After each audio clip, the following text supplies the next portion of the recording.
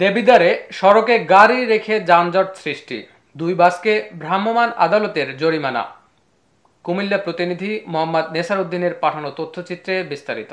কুমিল্লার দেবিদ্বার উপজেলার new market চত্বরে কুমিল্লা সিলেট মহাসড়কে নির্ধারিত স্থানে গাড়ি পার্কিং না করে যানজট সৃষ্টি করায় দুটি বাসকে ভ্রাম্যমাণ আদালতের মাধ্যমে 10,000 টাকা জরিমানা করা হয়েছে।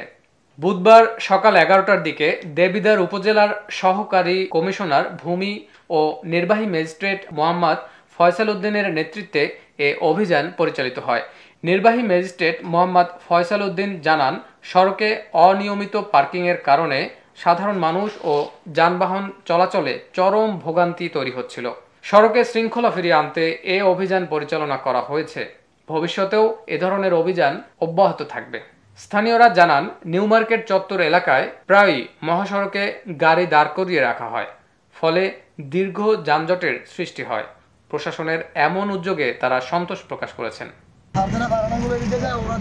এই গাড়িগুলো রাস্তা যে জায়গায় পার্কিং, এই জায়গায় পার্কিং করে না, হেরা বেলে এই জায়গায় জায়গা কিনে রাখছে, এই জায়গায় বেলে পার্কিং করার জায়গা হেরা ফিরে দিতে গেলে উল্টা আমরা মারতে এই গাড়িগুলো কেরা নিয়ে আসে, এই জায়গায় গাড়িগুলো ওই 30 কাউন্টারের সামনে চাপায় যানজটটা সৃষ্টি করে, হেরা পার্কিং এর জায়গায় আসে না পার্কিং করার জন্য।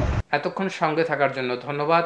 i1 টিভির নিয়মিত আপডেট পেতে ভিজিট করুন আমাদের ওয়েবসাইট, ফেসবুক, ইনস্টাগ্রাম ও ইউটিউব চ্যানেলে।